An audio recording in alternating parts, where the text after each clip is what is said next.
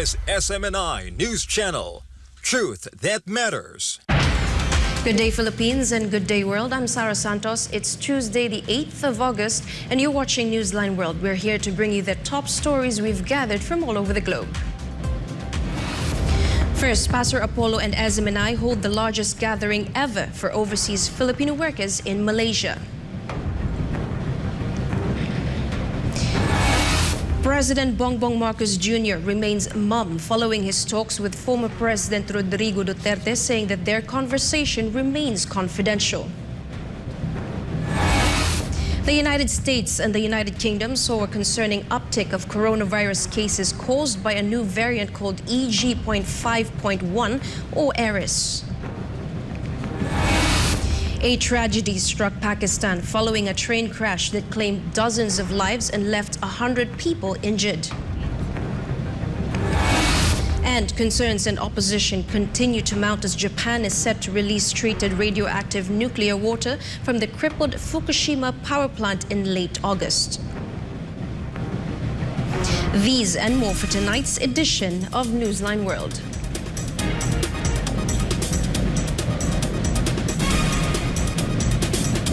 First in the news, a proposal establishing penalties for nuclear energy operators has advanced through the committee in the Philippine Congress. MJ Mondihar has the details. I move to approve House Bill number 8623. Any second? There is a motion to approve House Bill 8623. Is there any objection? Hearing none, House Bill 86230 is hereby approved. This is the action taken by the House Committee on Nuclear Energy regarding a proposed law that imposes penalties in the event of damage resulting from a nuclear accident. Significant penalties will be faced by nuclear power operators if they cause harm. This is based on international standards implemented by countries utilizing nuclear energy. Nuclear damage is a defined term that includes loss of life or personal injury, loss of or damage to property, and then a series of economic loss categories or heads of damage. When any of the mentioned nuclear damages occur, the proposal stipulates compensation. Based on international standards, there's a standby fund of $450 million or 25 billion pesos for this purpose.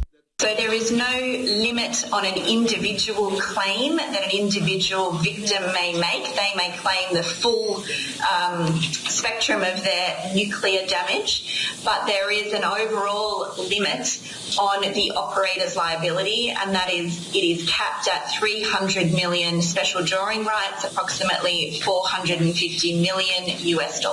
Pangasinan Representative Mark Coanco, that chairs the House Committee on Nuclear Energy, said that the proposal aims to guarantee that the operator will not escape responsibility in the event of a nuclear accident. Never po natin dinideny na posibleng mag-meltdown, pero may containment tayo, so safe talaga ang nuclear.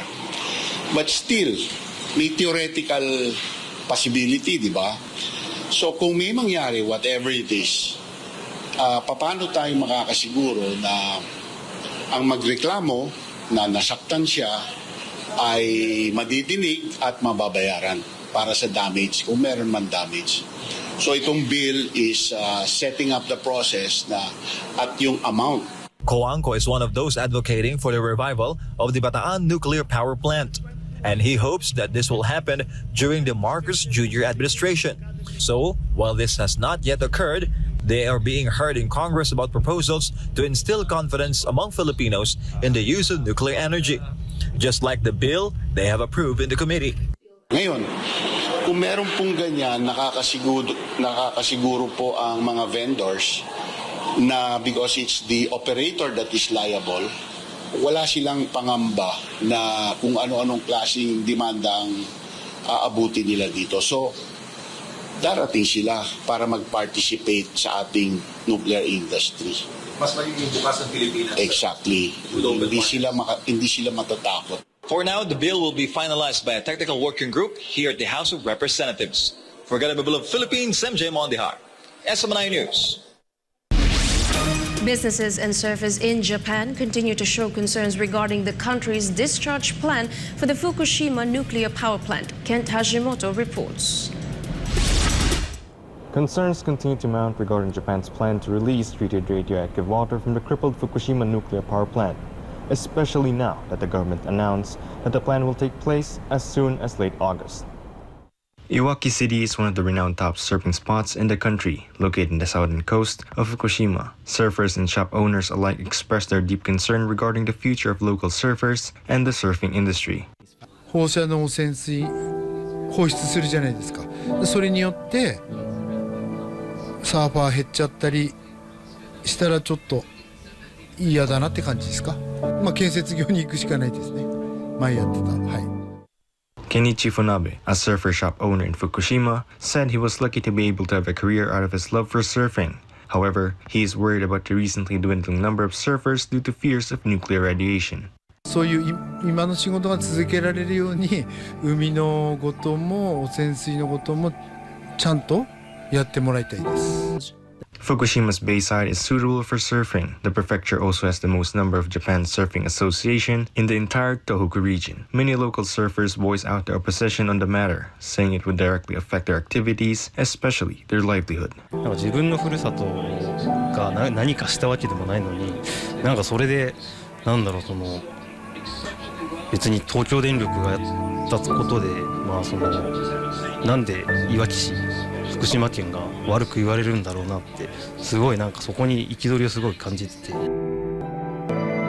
嫌ですよね。やっぱ人間だもんそれは。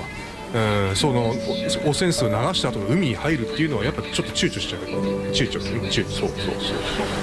Many surfers are also skeptical regarding the safety of the planned release of treated water.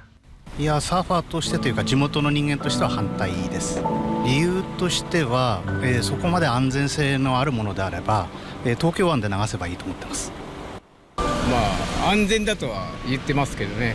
でも本当にどこまでが本当なのかちょっと分かんないし、次の子供たちへそれが影響になると嫌だなと思うんで、できれば流してほしくないと思います。以上日本からの橋本健太でした。SMNI News Japan。Nicolas Petro, the eldest son of Colombian President Gustavo Petro, has been freed from detention while he is being investigated on allegations of money laundering and illicit enrichment.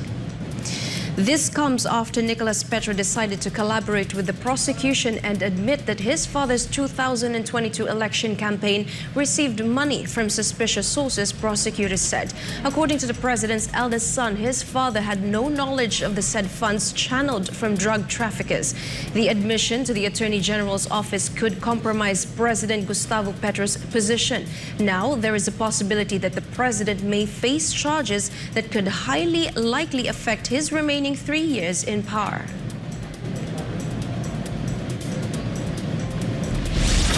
In other news, the armed conflict in Sudan is causing a heavy toll on the healthcare system as many people are struggling to receive treatment and basic needs are now hard to obtain. Cablelink has the story. Sudan is facing the risk of epidemic outbreak as the country's healthcare system is on the verge of collapse due to the armed conflict. The humanitarian situation there has become increasingly grim amid the armed conflict between the Sudanese armed forces and the rapid support forces. Violent clashes have continued in the greater capital area, comprising the capital Khartoum, Omdurman, and Khartoum North. Heavy rains have also devastated Khartoum since the beginning of August. The humid and hot environment in the rainy season is catalyzing the breeding of germs and mosquitoes that spread diseases in this season, leading to the spread of many infectious diseases. Water treatment facilities in the greater capital area were also severely damaged in the conflict. After the rainy season comes, untreated garbage is easy to breed bacteria and may infiltrate into the city's water supply system with rainwater, causing pollution on a large scale. ما في عربات قادرة تلقى لها طرق آمنة عشان تقوم تشيل النفايات دي توديها للمحطات الرئيسية أو محطات التخلص من النفايات بطريقة صحيحة بحيث إنه ما تعمل مشاكل. لكن الكارثة الحقيقية إنه التوالد ده إذا نزلت مطرتين يعني حتبقى مشكلة وكارثة بيئية أكبر من الكارثة اللي نحن فيها حقت الحرب. لأنه The United Nations Office for the Coordination of Humanitarian Affairs said more than 80% of hospitals in Sudan are now out of service. A large number of pharmacies have also closed down due to the deterioration of the security situation and shortage of medicines. ما في أي حالة الناس بقت الستوك المتبقي الأدوية والناس اللي بتاخذها هسه حاليا ما في إمدادات جديدة ما في أي حاجة حالة الولادة وحالة السهولة ويمكن حالة الضغط برضه. According to the World Health Organization, or WHO, measles and cholera have broken out in some parts of Sudan, including more than 2,000 measles cases, resulting in 30 deaths. المواطنين حاليا بيعانوا، يعني إذا في أي مواطن حصل له أي ظرف صحي من الصعوبة بمكان إنه يتحصل على الرعاية الصحية، بالإضافة لأنه في مناطق كثيرة بتعاني من انقطاع الماء والانقطاع المستمر للتيار الكهربائي، بجانب الضعف بتاع الإمداد الغذائي في الأفران. البقالات الأحياء بدأت تنفد. Reporting for Newsline World, Vigan, SMNI News. Still in Africa, Niger's coup leaders have ignored the deadline given to them by the Economic Community of West African States, or ECOWAS, to step down and reinstate the democratically elected President Mohamed Bazoum by Sunday. Over the weekend, the coup leaders have closed Niger's airspace after rejecting an ultimatum from the West African Regional Bloc. Flight tracking website FlightRadar24 showing that there are currently no aircraft in Niger's skies. Amadou Abdrahmane, a spokesman for the National Council for the Safeguard of the Homeland, or CNSP, cited the threat of military intervention from ECOWAS for the airspace closure. Moreover, the military junta deployed reinforcements to the capital to prepare for a potential invasion. Reports say that a convoy of about 40 pickup trucks arrived at nightfall on Sunday evening. To recall, thousands of coup supporters gathered at a stadium in Niger's capital, Niamey, Sunday to cheer on the generals who seized power. Currently, the ousted president's whereabouts remains unknown to the public. In other news, an Afghan environment official is blaming the United States for the damage that has been done to Afghanistan's climate and vegetation due to the massive weapons used by Washington on Afghan soil. Verhil Parba tells us more. Zainul Abidin Abid, Afghanistan's deputy head of the National Environmental Protection Agency, said that the United States is to blame for the damage done to his country's climate and vegetation. At a press conference in Kabul, the official said that Afghanistan ranks 6th among countries that are most vulnerable to climate impacts, as the United States and its allies had used weapons and ammunition in their country during the past decades of the conflict. مختلف النوع تسليحاتي ابزار استعمال سو د افغانستان هوا او د افغانستان کې هغه کیمیاوي مواد باعث د دې سول چې زموږ تغیر اقلیم هم را خراب کی پوستونه هم را خراب کی د انسانانو د شهادت او د زخم او د کورونو د ویجاړولو ترڅنګ. He said the U.S. and its like-minded Western countries claim to be human rights defenders, but they have ignored their responsibility to Afghanistan. The official also stressed that not only did the U.S. fail to compensate his country, but instead it slapped sanctions, further hindering the reconstruction work in the country. او حال دا چې دی زانونو د بشر متابعین معرفي کوي پر افغانستان باندې په ټولو اړخونو کې بندیزونه لګلي چې یوه اداره محیط ملي اداره ده چې د دوی د ناوړو بندیزونو ښکار شوې ده. Reporting, this has been Verhil Parba, SMNI News. Hundreds of migrants, mostly Guatemalans, were found being held at a compound near Mexico City just days after officials say the number of people crossing the deadly Darien Gap has surpassed the record total set in 2022. Sam Gutierrez files this report. Mexico's immigration agency said late Friday it found almost 500 migrants being held in a vacant lot. All were believed to be en route to the United States. Out of the 491 migrants, to be exact, 277 were children and adolescents, and 52 of them were unaccompanied. All but 6 were Guatemalans, while the rest were Hondurans. Upon discovery, the migrants were taken to offices of the Mexico's National Institute of Migration, where they were provided water, food, and medical attention. This comes as officials say the number of migrants and asylum seekers who have crossed the deadly Darien Gap of the Panaman jungle has broken a new record. Maria Isabela Saravia, Panama's Deputy Director of Migration, said that the number of people who have crossed the perilous land, which connects South and Central America since January, has surpassed the record total set in 2022. According to the International Organization for Migration, or IOM, nearly 250,000 people crossed into Panama through the Darien Gap, nearly double the figures from 2021. This number was overtaken by this year's statistics, Saravia from the Panaman government said. In the Darien Gap, those who brave the journey face steep and muddy mountains, rushing waters, and a tangled rainforest. Migrants have also reported experiencing violence, extortion, and sexual assault from criminal groups. Many people die or disappear. Here are the experiences of 2 migrants, one from Cameroon and one from Angola. We saw snakes, all types of animal, lot of wild animal in that jungle. It was a bad jungle. I cannot be able to pass through that jungle anymore. I spent 3-5 nights in that jungle, no food, can't find anything, nobody to talk to, no water, nothing to eat for 5 days. Morreram 5 pessoas no nosso grupo. 5 pessoas morreram no nosso grupo. 3 entraram na água. A água levou. 2 estávamos andando, não está sentindo bem, caiu, morreu. 5 pessoas. Reports say the jungle draws many more migrants than tourists, and the growing number of trips through the Darien Gap, once believed to be so dangerous as to be uncrossable, has come to symbolize the risks migrants and asylum seekers are willing to take for a better life elsewhere. This is Sam Gutierrez reporting, SMNI News. COVID-19 cases have been increasing in recent months in some countries, including the United Kingdom and the United States. Hans Marshall has the report.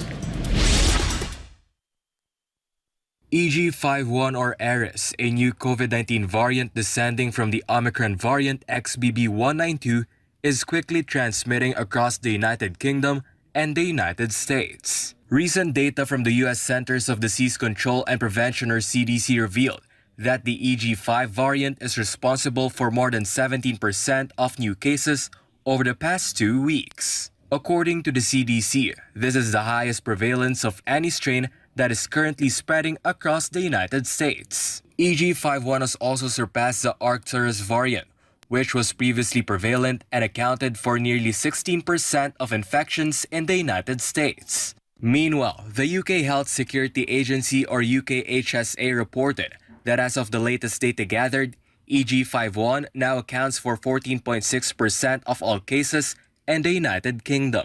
The report comes a month after the said variant was first flagged by health authorities. According to the UKHSA, COVID-19 case rates continue to increase this week compared to prior records. Previously, 3.7% of 4,403 respiratory specimens reported through the Respiratory Data Mart system were identified as COVID-19. This time, however, 5.4% of 4,396 were of the said disease. Taking this into account, experts have warned of a winter crisis just like last year when COVID, flu, and RSV were being reported at the same time. The World Health Organization in July upgraded the EG5 variant to its variant under control monitoring classification, a step below variant of concern.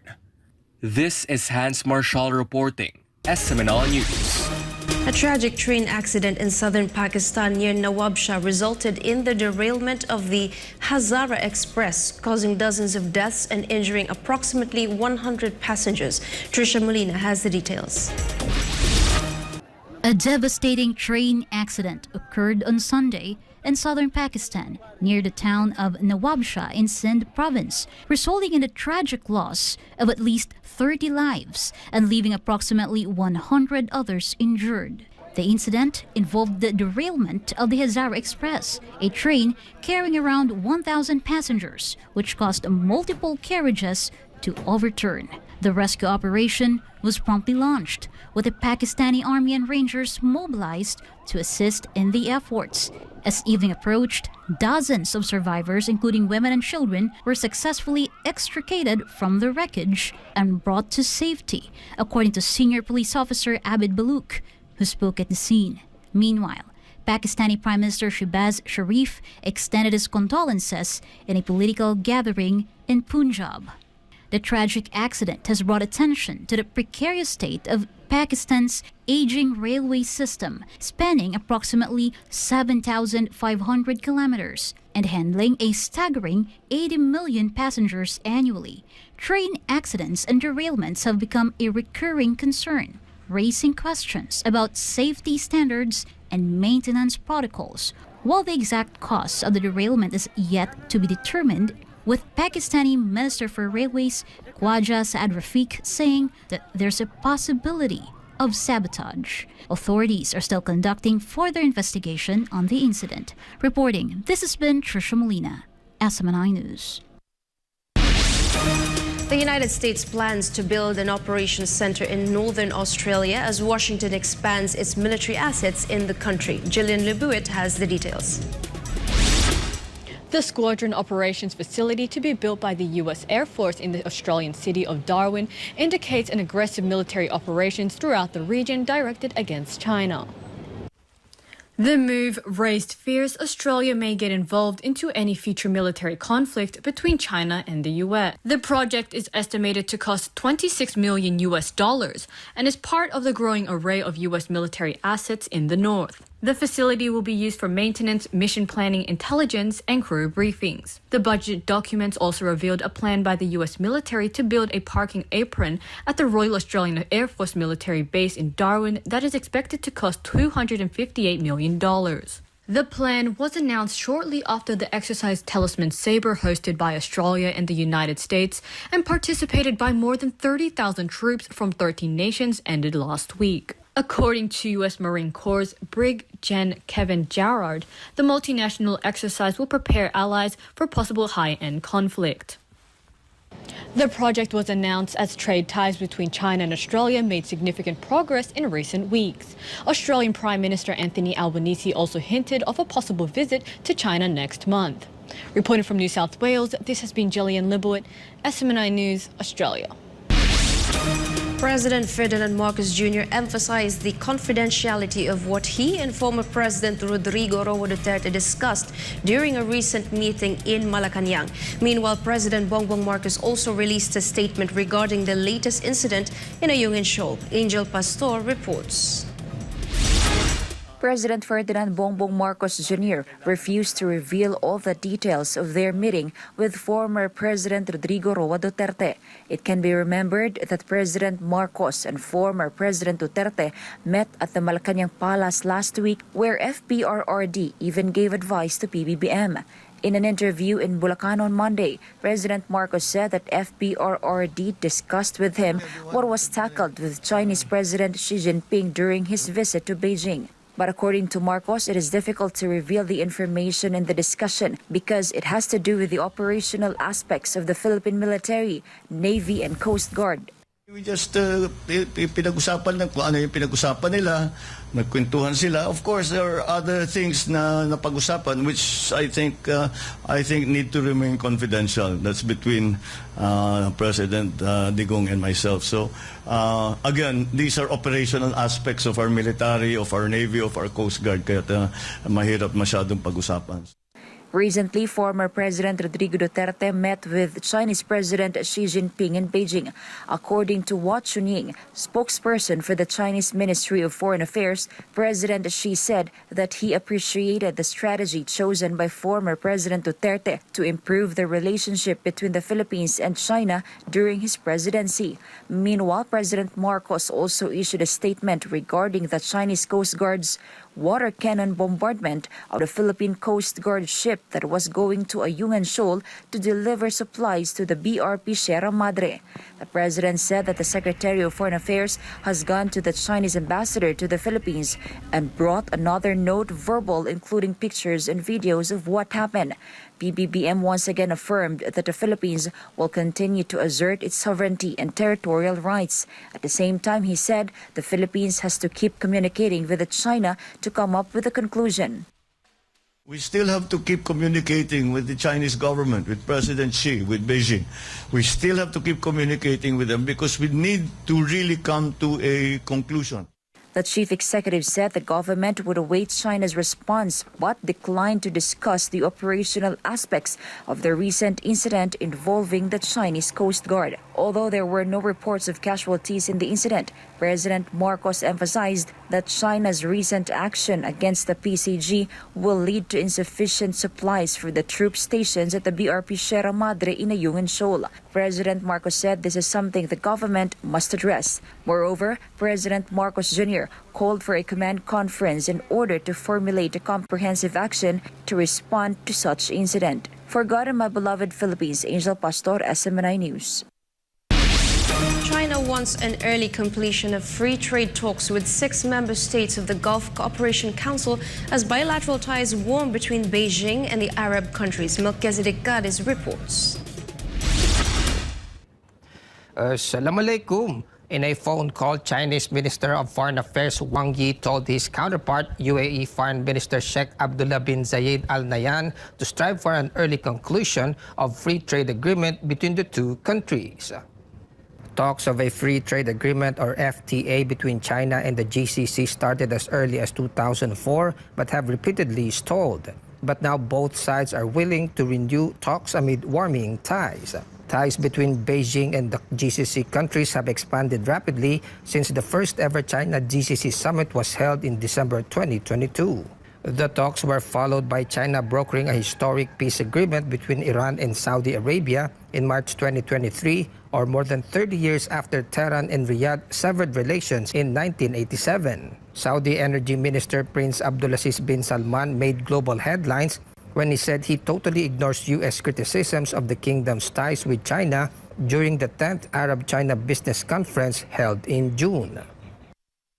So far, Chinese plans of expanding political and economic footprint has been welcomed by countries in the Middle East and North Africa or MENA region. Barakallahu fikum jami'an, kan hada Melchizedek Kadi sa Akhbar SMNI, Kuwait. The United Arab Emirates has sent military and security equipment to Chad to support efforts against terrorism and to strengthen border protection. Jonathan Akobo has the news. Marhaba. Chad, a neighbor of Niger where a military coup took place last month, received military vehicles and other security gear from the UAE. The Gulf nation sent the shipment after the two countries had signed a military cooperation agreement in June.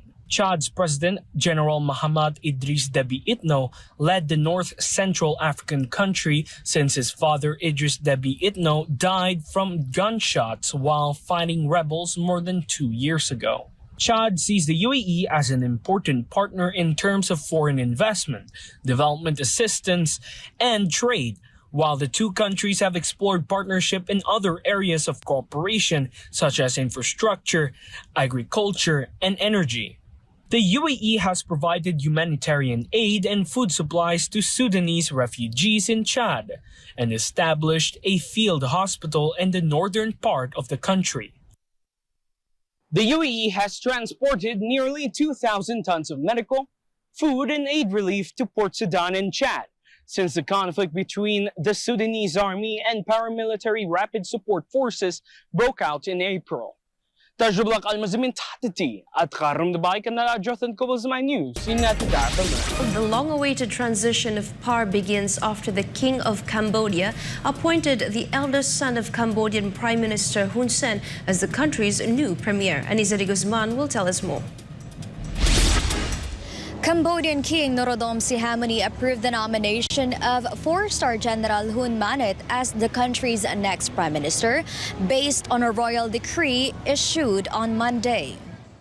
The Cambodian king declared Hun Manet as the Prime Minister of the Kingdom of Cambodia for the 7th mandate of the parliament. The 45-year-old general is poised to replace his father, who ruled Cambodia for nearly 40 years.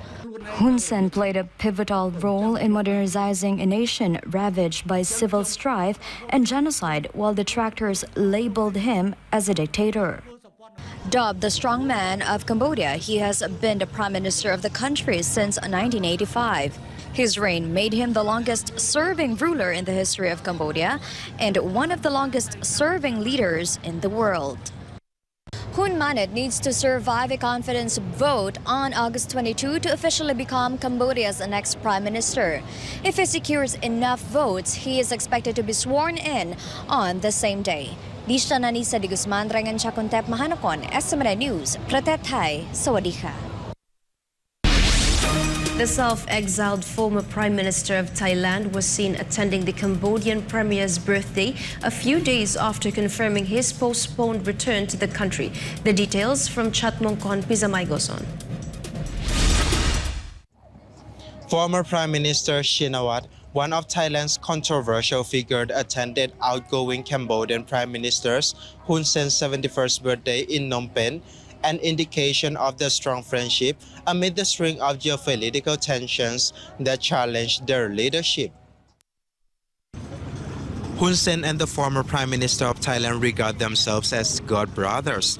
Thaksin Shinawat was also seen bonding with incoming Cambodian Prime Minister Hun Manet, wherein he and his sister Yingluck Shinawat reportedly spent a night at the leader's residence in the capital Phnom Penh after attending his birthday party. Thaksin was ousted from power in 2006 through a military coup, while Yingluck was removed in 2014. His visit to the neighboring nation came at a time of political turmoil in Thailand, when the country struggles to find the country's next prime minister, and election winner Pitalin Jalanrat faces opposition from military-appointed lawmakers. Thaksin, who faces a total of 12 years in prison in 3 outstanding cases, delayed his scheduled return to Thailand on August 10, citing health concerns. The Thai police, on the other hand, promised to welcome him with arrest warrants once he returns home. The friendship between Thaksin Shinawat and Hun Sen can be traced back to 1992 and has remained strong despite the former prime minister being ousted from power through a military coup in 2006. รายงานจากกรุงเทพมหานคร นายชัดมงคล พิสมัยโกศล SMNI ประเทศไทย สวัสดีครับ Australian authorities consider changes to environmental rules to follow or to allow aerial shooting of wild horses in New South Wales. Devi Suarez has the story. Wild horses, or known as brumbies in Australia, are set to be gunned down in Kosciuszko National Park. The government has proposed changes to environmental rules that will pave the way to control the park's wild horse population, as their surging numbers affect dozens of native threatened species. Existing methods include trapping, rehoming, as well as ground shooting. Brumbies damage habitats, erode and compact soil, and reduce water quality in streams and wetlands, hence making them a threat to other native species. Between 14,000 and 23,500 wild horses reside in the park, based on the latest official count. The state's Environment Minister, Penny Sharp, said it is the government's responsibility to save more than 30 threatened native species in the park. The Invasive Species Council previously said it wants to see 90% of the horses killed to protect endangered native species. The government is required to reduce the number of wild horses to 3,000 by 2027. Reporting from New South Wales, this is Devi Suarez, SMNI News, Australia. Philippine Vice President and Education Secretary Sara Duterte says that the Department of Education simplified the conduction of Brigada Eskwela in public schools.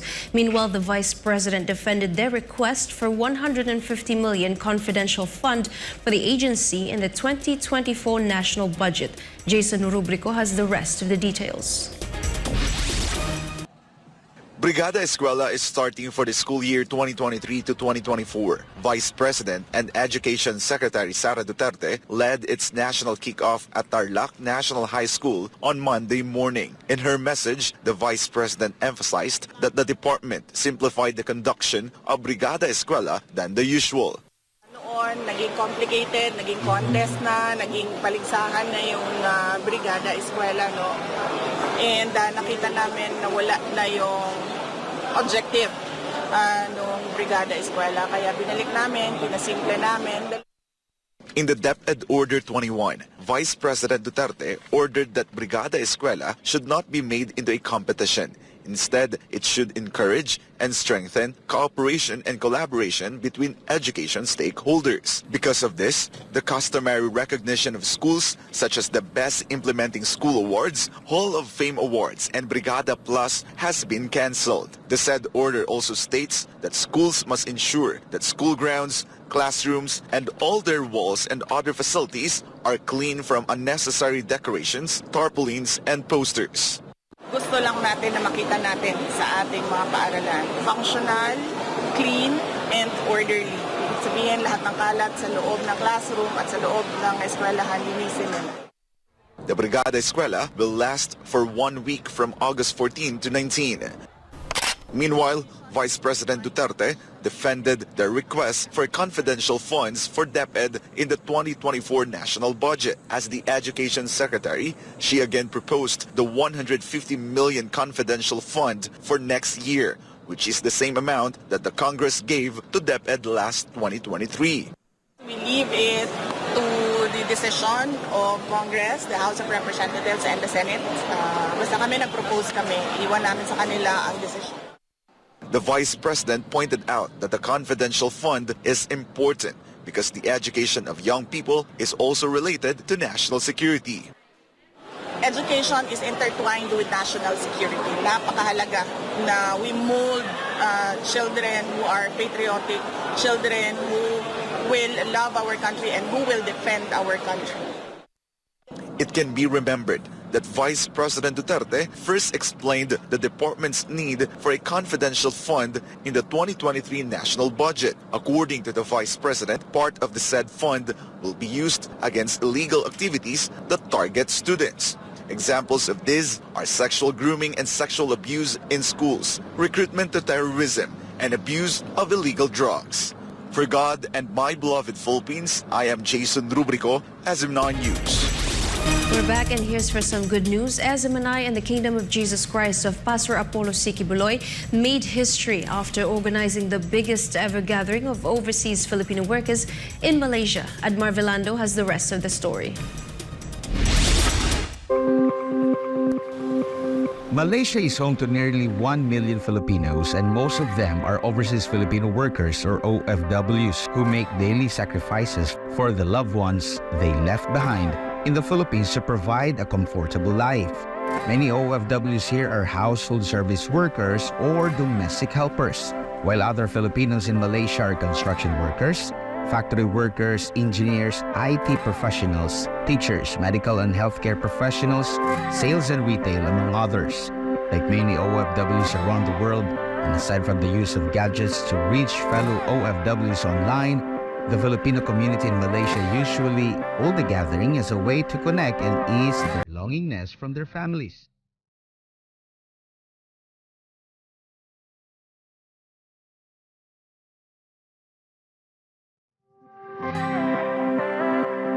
This is why SMNI and Kingdom of Jesus Christ of Pastor Apollo C. Kibuloy continues to organize gatherings not only for KJC members, but also for all Filipinos currently in Malaysia. And this year, many Filipinos took part in the 7th Young and Adult Camp held in Malaysia's capital, Kuala Lumpur. Dumami pa mga lumahok dito sa Young and Adult Camp ngayong taon at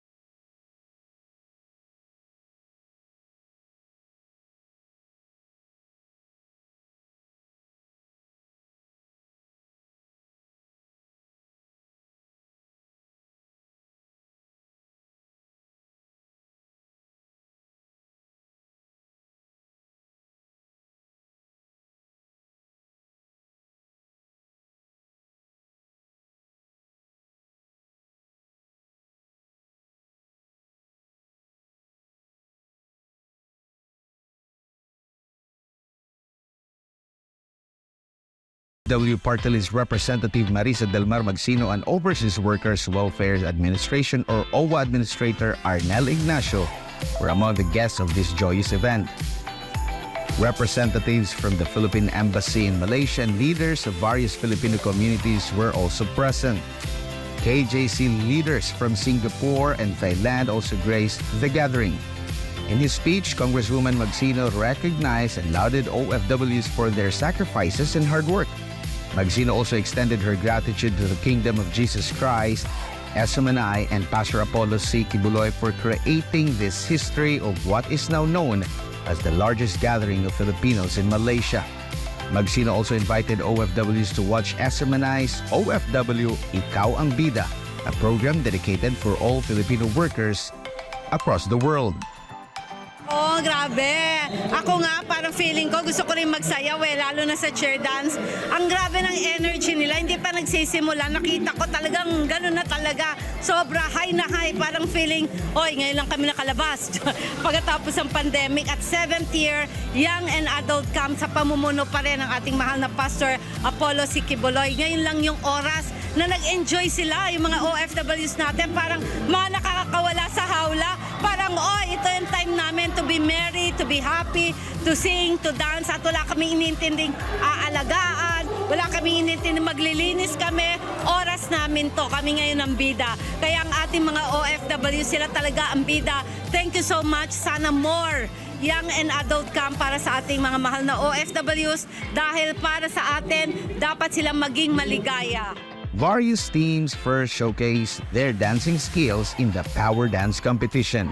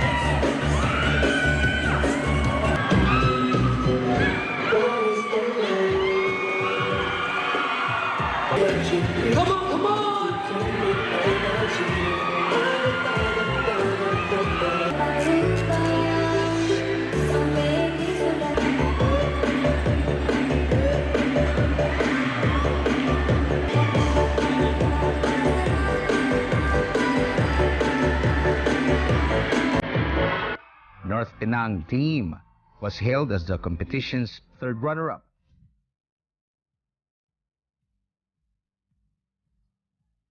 South Penang team won second runner-up. And the first runner-up was the team of Northwest Kuala Lumpur.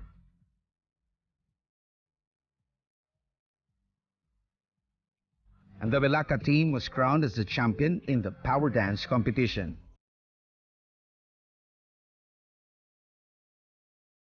After dancing, the teams also showed their talent in singing through the choir competition. OWA Administrator Arnel Ignacio first gave a speech after arriving at the venue. Ignacio also thanked the Kingdom of Jesus Christ, SMNI, and Pastor Apollo C. Kibuloy for organizing the event.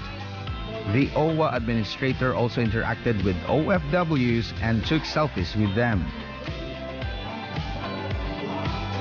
Unang-unang pasasalamatan ko ang SMNI sa tuloy-tuloy na suporta sa lahat ng gawain ng OWA. So makakaasa kayo din. We will have fun. I will have fun with you today. At mamaya, sige, pasabugin natin ang telepono para mag-picture taking tayo, mag-picture taking. I love you. I love you. Sige. All teams took part in singing.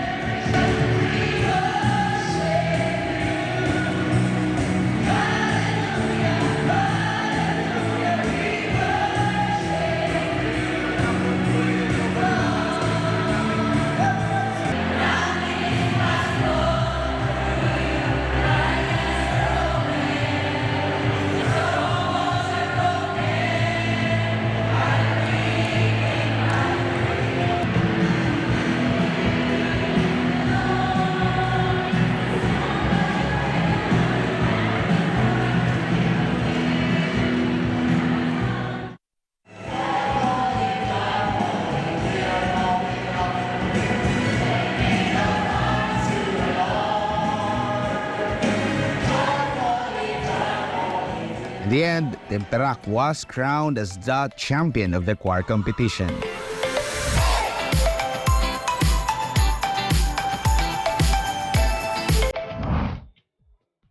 In the afternoon, OFWs took part in the men's basketball competition.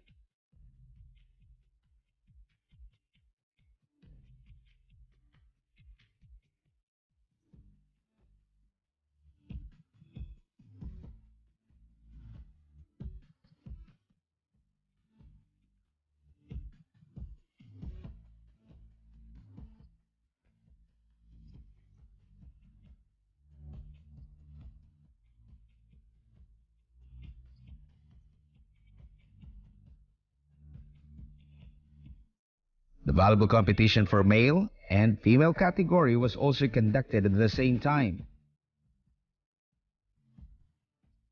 In the end, Team Cyberjaya won the men's volleyball competition, while Team West Johor Bahru won the female volleyball competition. West Johor Bahru meanwhile championed in the men's basketball competition. After the fun and energy-filled competitions, the team of West Johor Bahru was declared as the overall grand champion of this year's 7th Young and Adult Camp in Malaysia. But in the end, win or lose, the Filipino community in Malaysia are very grateful to Pastor Apollo Sikibuloy for organizing such annual event meant for them. By the way, thank you so much. Sobrang saya ko po na binigyan kami ng opportunity sa pag-join nitong OFWs 2023 dito sa Malaysia. Na-share po namin yung talent na meron kami at sobrang saya-saya po kasi nag-ipon-ipon kaming lahat ng mga OFW dito sa Malaysia. Nagpapasalamat po kami kay Pastor Apollo Sikibuloy for this very successful event po para sa mga OFW, and we are really happy and grateful for today dahil lahat po ng mga OFW dito sa Malaysia, siya lang po nakagawa nito to gather all the OFW in Malaysia. And for Pastor Apollo Sikibuloy and SMNI Malaysia, maraming salamat po for this very, very successful events. Ngayon na masasabi ko lang sa ganitong activities natin na napakaganda. At ito yung magandang banding sa buong mga Pilipino dito sa Malaysia. At maganda na yung ginagawa natin. Lalo na sa ating mahal na pastor na ginawa niya gumagawa nito. Especially sa mga SMNI. Una-una, pasalamat ko kay Pastor Kebuloy sa ganitong organize niya na lahat ng Pilipino nagsama-sama na nagkaisa. So maraming salamat po.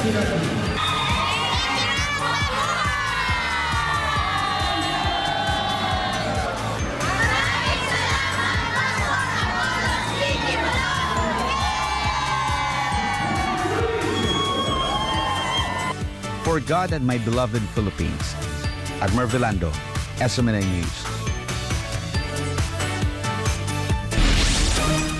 And before we end, may you be inspired with the message of the appointed Son of God.